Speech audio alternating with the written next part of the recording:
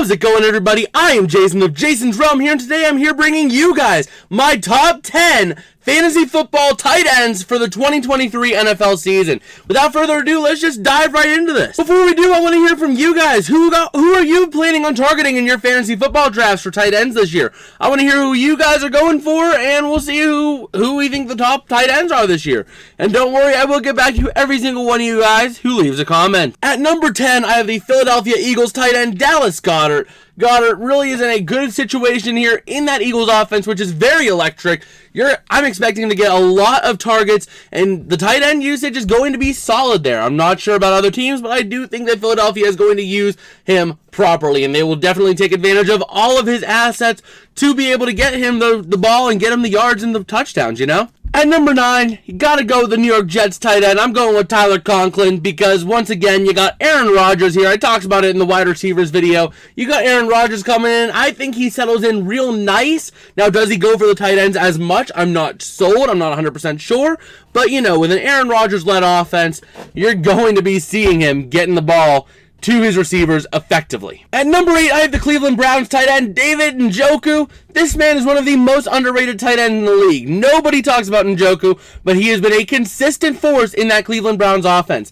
Now, the offense has been quite inept, but I do think that Njoku is still a top tight end in this league. It's going to be tough to change my mind, and I think he's going to get the ball quite a bit through Deshaun Watson, and whenever he does get the ball, he has been able to do some wonderful things with it. At number 7, I have the Jacksonville Jaguars tight end Evan Engram, because Engram has been a solid force for Trevor Lawrence. Now, granted, there is Calvin Ridley coming back, but at the same time, Engram should still be a very, very critical part in that passing game for the Jaguars, so I really think that he is definitely going to be one of the top tight ends this year, as he is their tight end 1, so long as he's able to stay healthy and stay on the field. At number 6, I have the Rams tight end Tyler Higbee. Higbee, alongside Cooper Kupp, have been the two go-to targets for Matthew Stafford. So with Stafford, if Kupp gets taken away from Matthew Stafford because of coverage, he's going to go to Higbee consistently. On those short conservative play calls, he's going to go to Higbee, and they should be able to do good things with him. Higbee has been very effective over the past couple of years with the ball, and I'm looking forward to seeing what he can do this year. At number 5, I have the Minnesota Vikings tight end TJ Hockenson. Hockenson did wonders in Detroit. This man was one of the best receivers they had in Detroit, and they traded him to the Vikings, which was a very baffling move, which means the Vikings now, if Justin Jefferson's taken away because of coverage, you got another solid receiver right there with TJ Hockenson to be able to do what he does best and get that ball and get the touchdowns. At number 4, Pittsburgh Steelers, Pat Freiermuth. Freiermuth, one of Kenny Pickett's favorite targets by far last year, and Pittsburgh loves him too. So don't be confused. Freiermuth will be getting the ball a lot. He'll be getting it a lot, especially in that Matt Canada offense of check down. Oh, 3rd and 22, check down. That is what the Matt Canada offense runs. So in your PPR leagues, Freiermuth is just going to become even much more valuable because of that. He's going to be the target of a lot of passes because of that check down offense, and tight ends aren't made to go the length of the field. At number 3, we are starting the top 3 by far in this league. These guys are all on their own upper echelon.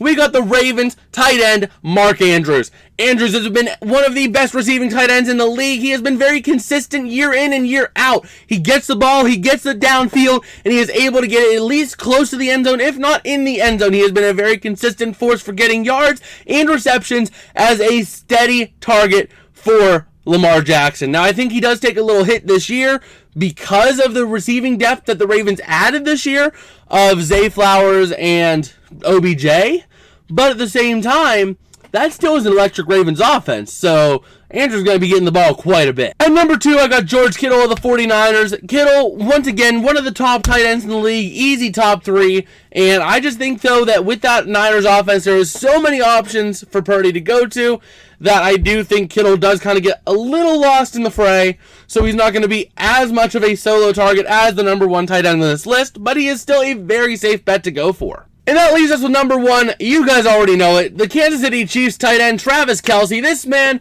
he is going to be one of the focuses of this offense because you got Marquez Valdes-Scantling, Isaiah Pacheco, and you don't have a lot of other big names, so, you know, he's going to go to his consistent rock, Travis Kelce.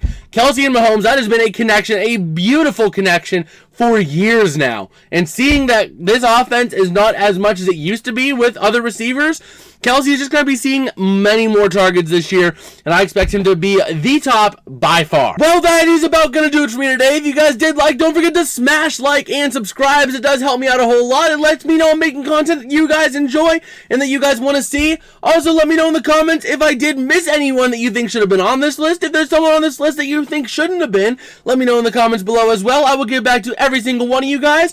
And check out the video popping up over here if it hasn't already. It's one YouTube thinks you should go ahead and watch, so why not check it out? And I guess with that, I will see you guys next time. Peace out and have a good one.